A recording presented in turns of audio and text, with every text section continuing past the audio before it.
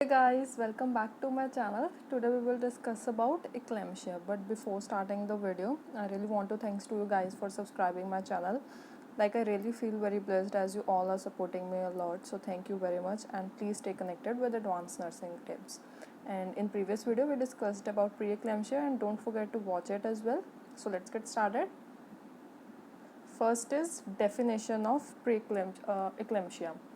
Preeclampsia when complicated with generalized tonic-clonic convulsions and or coma is called eclampsia.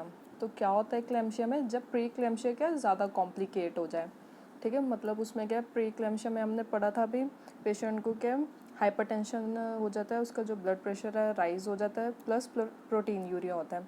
तो उसी के ज़्यादा जब कॉम्प्लिकेटेड स्टेज आ जाए, प्लस पेशेंट को क्या ग्रैंड माल सीजर्स भी आ रहा है, tonic clonic convulsions are seizures, grand mal seizure, और क्या पेशेंट या फिर कोमा में जा रहा है, तो उस स्टेज को हम बोलते हैं eclampsia. Right, pre eclampsia when complicated with generalised tonic clonic convulsions and और कोमा इज कॉल्ड इक्लेम्शिया.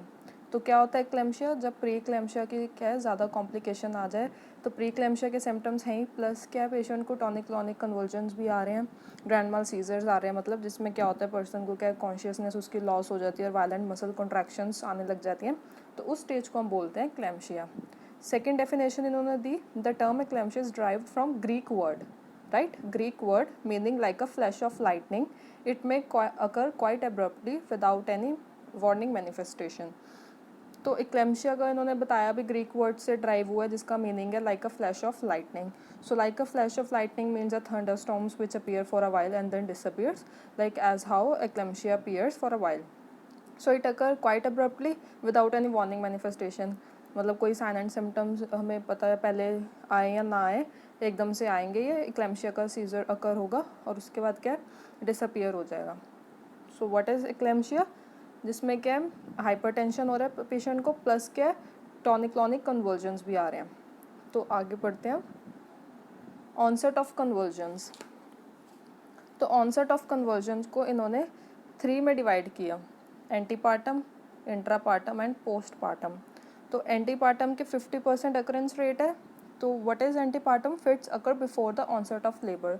कब आ रहे हैं फिट्स, उसको लेबर स्टार्ट होने से पहले. एंटीपार्टम है ना, मतलब before labour pains. Intrapartum, intrapartum का 30% अकरेंस रेट्स है. इसमें क्या होता है fits occur for the first time during labour. तो लेबर के टाइम ही फर्स्ट टाइम पेशेंट को क्या फिट्स अकर हो रहे हैं. पोस्टपार्टम का 20% अकरेंस रेट है. Fits occur for the first time during puerperium, usually within 40 hours of delivery. तो पोस्टपार्टम में सीजर्स आना, फिट्स आना, जिसमें क्या फर्स्ट टाइम पेशेंट को अकर हो रहे हैं ये, ठीक है, पुरपीरियम ड्यूरेशन में, मतलब जब पेशेंट के क्या रिप्रोडक्टिव ऑर्गन्स क्या प्री प्रेग्नेंट स्टेट में आ रहे होते हैं. और ये कब होंगे, यूजुअली डिलीवरी के 48 आवर्स के ड्यूरेशन के अंदर.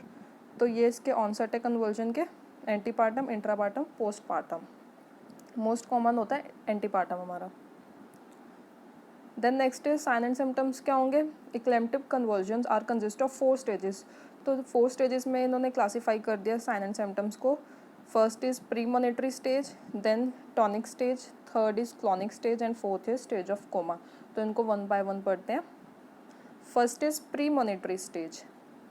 प्रीमोनिटरी स्टेज क्या 30 सेकेंड्स के लिए लास्ट करती है. ये पेशेंट क्या इसमें अनकॉन्शियस हो जाएगा, ठीक है, 30 सेकेंड्स के लिए लास्ट करेगी. इसमें पेशेंट क्या अनकॉन्शियस हो रहा है. और क्या होगा, ट्विचिंग ऑफ टंग मसल्स हो सकती है, ये डायग्राम में इन्होंने दिखा दिया, ट्विचिंग कर रहा है टंग मसल्स की. ट्विचिंग ऑफ फेस हो रहा है, जैसे फेस मसल्स की ट्विचिंग दिखा दी इस इमेज में. ट्विचिंग ऑफ लिम्ब मसल्स, ये इसमें दिखा दिया इमेज में, लिम्ब मसल्स की क्या ट्विचिंग हो रही है. और आईबॉल्स रोल्ड और टर्न टू वन साइड. और क्या दिखाया उन्होंने, आईबॉल्स क्या है उसके टर्नड अप हो रहे हैं, ठीक है, with beautiful eyebrows and eyelashes. Then turn to one side, right. तो क्या क्या हमने पढ़ा, फर्स्ट प्रीमोनिटरी स्टेज में 30 सेकेंड्स तक रहता है, इसमें अनकॉन्शियस हो जाता है पेशेंट. तो क्या क्या उसमें साइन एंड सिम्टम्स अपीयर होंगे हमें, टंग ट्विचिंग हो रही है, फेस ट्विचिंग हो रही है, ठीक है, लिम्ब मसल्स की ट्विचिंग हो रही है, और जो आईबॉल्स हैं वो रोल अप हो जाएंगे या फिर एक साइड पे टर्न्ड हो जाएंगे. अब सेकेंड है टॉनिक स्टेज. टॉनिक स्टेज में ये स्टेज भी 30 सेकेंड्स तक लास्ट करती है, ठीक है. Whole bodies goes into tonic spasm. सारी बॉडी के पेशेंट की टॉनिक स्पाज्म में जा रही है। जो ट्रंक की क्या हो रही है, ओपिस्थोटोनस। तो ओपिस्थोटोनस में क्या होता है, स्पाज्म हो जाता है मसल्स का, जिसकी वजह से क्या जो उसकी बॉडी है वो बैकवर्ड टर्न करने लग जाती है, बैकवर्ड आर्क में जाने लग जाती है। मतलब जो उसका हेड नेक होता है और जो स्पाइन होती है वो बैकवर्ड टर्न आउट होने स्टार्ट हो जाती है, जैसे सीवियर टेटनस में होता है। लिम्स उसकी फ्लैक्स्ड हो रही हैं। हैंड्स क्या क्लेंच्ड हो रहे हैं।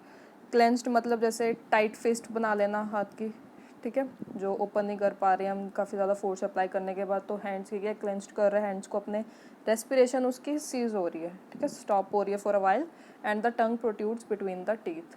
साइनोसिस अपीयर होगी, ठीक है, ब्लूइश डिस्कलरेशन होना, और आइज बॉल क्या है उसकी फिक्स्ड हो जाएंगी। ये थी tonic stage.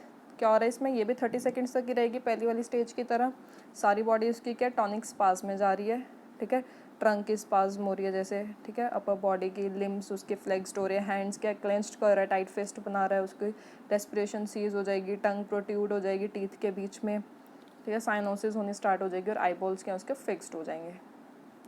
Then next is third is clonic stage. This stage last for 1 to 4 minutes। तो इसका ड्यूरेशन बढ़ गया। ये स्टेज क्या 1 to 4 मिनट तक रहेगी। All the voluntary muscles undergo alternate contraction and relaxation. तो जितनी भी बॉडी की वॉलंटरी मसल्स हैं क्या होगा उनको ऑल्टरनेटिवली कॉन्ट्रैक्शन एंड रिलैक्सेशन होगी। कैसे होगा वो, थर्ड पॉइंट में लिखा है the twitching start in the face then involve one side of extremities, right. One face से स्टार्ट होगा, उसके बाद जो वन साइड ऑफ एक्सट्रीमिटीज़ है, वन साइड ऑफ बॉडी उसको इन्वॉल्व कर रहा है, then ultimately involve whole body is involve in the convulsions. जैसे ये इमेज में दिखाया इन्होंने, पहले फेस से स्टार्ट होगा उसकी ट्विचिंग होना, जैसे हमने प्रीमोनिटरी स्टेज में इमेजेस देखी थी, फेस ट्विचिंग हो रही थी।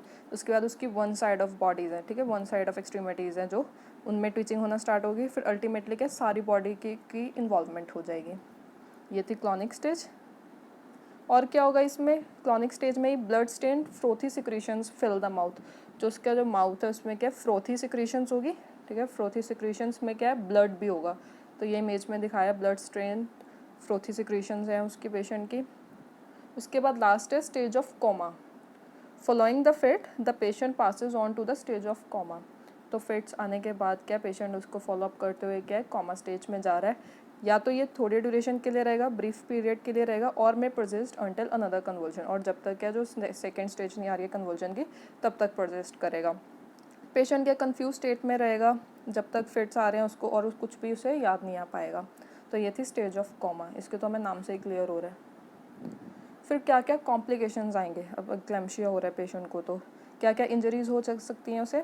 टंग बाइट कर सकते हैं हमने, टंग बाइट तो हमने हर टाइप में पढ़ा। इंजरीज हो सकती हैं उसके क्योंकि फॉलिंग आउट हो सकता है बेड से, ठीक है, फीटस को भी और उसको खुद को भी। और कार्डियोवास्कुलर में क्या है, वेसल्स की स्पाज्म हो सकती है, पल्मोनरी एडिमा हो सकता है, ठीक है, रीनल में यूरिन आउटपुट डिक्रीज हो सकती है, ओलिगोयूरिया और रीनल फेलियर भी हो सकता है। न्यूरोलॉजिकल में हमने पढ़ा सेरिब्रल एडिमा हो सकता है उसको, सेरिब्रल हैमरेज हो सकता है, ठीक है। न्यूरोलॉजिकल में क्या आ रही है complication, cerebral oedema and cerebral haemorrhage. फिर रेस्पिरेटरी में है निमोनिया। सेंसरी में क्या आ सकता है, disturb vision due to retinal oedema और डिटैचमेंट, ठीक है, विजन प्रॉब्लम्स आ सकती हैं उसको, क्यों, क्योंकि रेटिनल एडिमा हो रहा है या फिर रेटिनल डिटैचमेंट हो रही है। अब लास्ट में मैनेजमेंट क्या पढ़ेंगे हम, क्या एक्लेम्शिया की मैनेजमेंट होगी। सबसे पहले हम उसका एयरवे मेंटेन करेंगे क्योंकि फ्रोथी सिक्रीशंस बन रही हैं, उसका रेस्पिरेशन सीज भी हो रही थी, तो सबसे पहले हम मेंटेन कर रहे हैं उसका एयरवे। उसके बाद हाइपोक्सिया प्रिवेंट करेंगे, ठीक है, ऑक्सीजन का लैक नहीं होना चाहिए। उसके बाद इंजरी से प्रिवेंट करेंगे ताकि किसी की भी मोर्टेलिटी रेट है जो वो डिक्रीज़ हो सके। फिर बताया उन्होंने कन्वर्जन्स को अरेस्ट करेंगे। कन्वर्जन्स को अरेस्ट करने के लिए हम एंटी कन्वर्जन्स दे सकते हैं, जैसे एडमिनिस्ट्रेशन करना मैग्नीशियम सल्फेट की, तो ऐसे एंटी कन्वर्जन्स दे सकते हैं which will be safe for the pregnancy as well. और उसके बाद affect delivery in 6 to 8 hours। तो डिलीवरी हम जो है 6 to 8 hours के अंदर अंदर कंडक्ट करवा देंगे। So this is all about the eclampsia and please don't forget to like share and subscribe my channel.